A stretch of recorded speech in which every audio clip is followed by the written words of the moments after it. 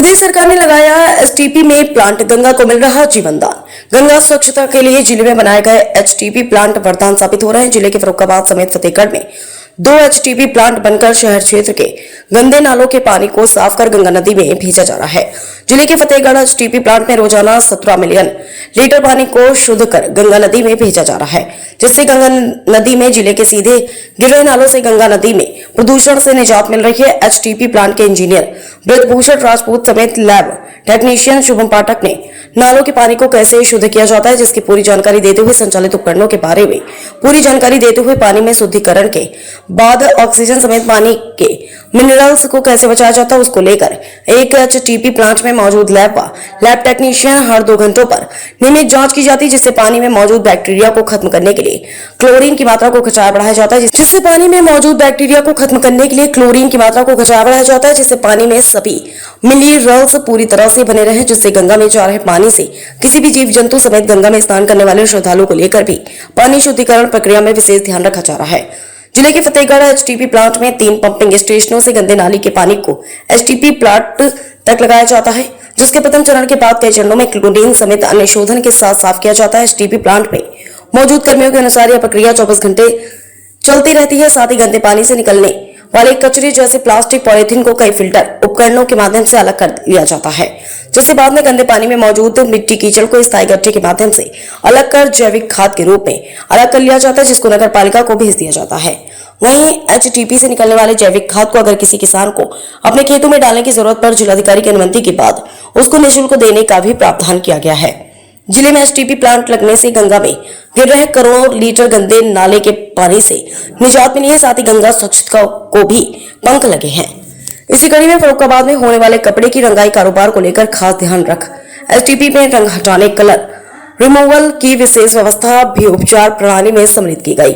O&M अवधि प्रारंभ होने के बाद से संयंत्र लगातार निर्धारित मानकों के अनुरूप परिणाम दे रहा है, जबकि प्रारंभ से ही संयंत्र अपनी डिजाइन क्षमता से अधिक भार पर संचालित हो रहा है। कमीशनिंग के बाद संयंत्र लगभग 90% क्षमता पर मानसून अवधि में भी अत्यंत कुशलता पूर्वक संचालित हो रहा है। फर्रुखाबाद से राजीव कुमार, समाचार 24। क्या नाम है? ब्रजभूषण प्रजापति। भूषण जी, फर्रुखाबाद में जो आपका एचटीपी प्लांट लगा हुआ है, ये किस तरीके से कार्य करता है, क्या किस तरीके से पूरा चल रहा है? सर, एचटीपी जो प्लांट लगे हुए हैं फर्रुखाबाद में, हमारे 2 एचटीपी प्लांट हैं, जो कि फर्रुखाबाद में एक 30 mld एचटीपी कैपेसिटी का है और एक फतेहगढ़ में है जो कि 17.7 mld एचटीपी का है। तो हमारे पास जो 17.7 mld जहां हम उपस्थित हैं, वहां पर 3 पंपिंग स्टेशन हैं। पंपिंग स्टेशन से हम पानी को पंप करके यहाँ पर जो है प्राइमरी यूनिट पे लाते हैं। यहाँ पर जो भी एचटीपी का प्रोसेस होता है, प्राइमरी यूनिट से एसबीआर, प्राइमरी सेकेंडरी ट्रीटमेंट होते हुए हम डिसइंफेक्शन टैंक में फिल्टर वाटर को लाते हैं और वहाँ पर क्लोरीन की डोजिंग करते हैं जो मानक आधारित है, और उसके बाद जो भी बैक्टीरिया आज हैं बुरे कल्चर टाइप के, उसको हम निकाल देते हैं और पानी हमारा फ़िल्टर होकर डिस्पोजल के थ्रू गंगा जी में चला जाता है।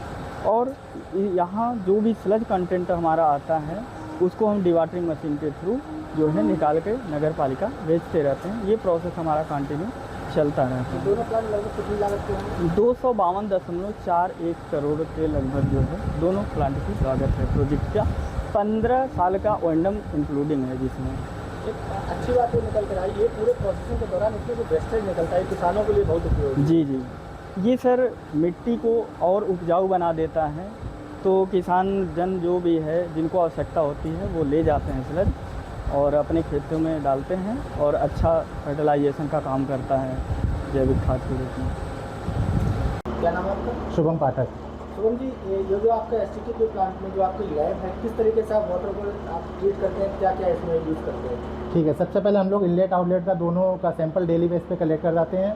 इसके अलावा हम लोगों की जो मेनली टेस्टिंग होती है वो टीएच की होती है, टीएसएस की होती है, बीओडी, सीओडी। इसके बाद हमारा फीकल कॉलीफॉर्म का भी टेस्टिंग हम लोग डेली बेस पे ही करते हैं, जिसमें हमारा पीएच जो होता है पोटेंशियल ऑफ हाइड्रोजन का पता करते हैं हम लोग इसमें, और टीएसएस हमारा टोटल सस्पेंडेड सॉलिड के बारे में बताते हैं हम लोग। ठीक है, बीओडी हमारा होता है बायोकेमिकल ऑक्सीजन डिमांड, और केमिकल ऑक्सीजन डिमांड सीओडी का फुल फॉर्म होता है। एफसी हमारा फीकल कॉलीफॉर्म होता है, जिससे हम लोग ई कोली बैक्टीरिया के बारे में पता करते हैं। अगर हमारा कभी by chance E coli bacteria बड़ा हुआ होता है तो उसके हिसाब से हम लोग क्लोरीन का डोजिंग सीसीटी पे करते हैं। उसमें हम लोग जो है क्लोरीन का डोजिंग बढ़ा या घटा भी सकते हैं। जैसे कभी हम लोग 3.1 kg पर आवर के हिसाब से करते हैं, कभी कभी हमारा 4.1 kg पर आवर के हिसाब से भी हम लोग इसे कर सकते हैं। तो उसे हम घटा बढ़ा के हम लोग एडजस्ट करते रहते हैं। इनमें जो है आप जो है लगातार कितनी बार टेस्टिंग करते हैं? BOD COD और पीएच तो हर एवरी 2 आवर पे हम लोग करते हैं। क्लोरीन का भी टेस्ट हम लोग एवरी 2 आवर पे करते हैं। बाकी जो हमारा COD BOD होता है वो 1 टाइम ही होता है दिन में, और फीकल कॉलीफॉर्म भी हम लोग 1 टाइम ही लगाते हैं। तो कुल मिला के जब फाइनली पानी जब गंगा में जाने के लिए तैयार होता है तो वहाँ पर क्या मिलाया जाता है? वहाँ पे हम लोग क्लोरीन मिलाते हैं कि जिससे कि हमारा इकोली बैक्टीरिया किसी, जैसे कि हमारा पानी में पाए जाने वाले जीव जंतु वगैरह हैं, या फिर हमारे जो श्रद्धालु लोग गंगा जी में नहाते हैं तो उनको कोई नुकसान ना हो, तो उसका एक पैरामीटर होता है जो कि हमारा 230 MPN पर 100 ml के हिसाब से वो होना चाहिए।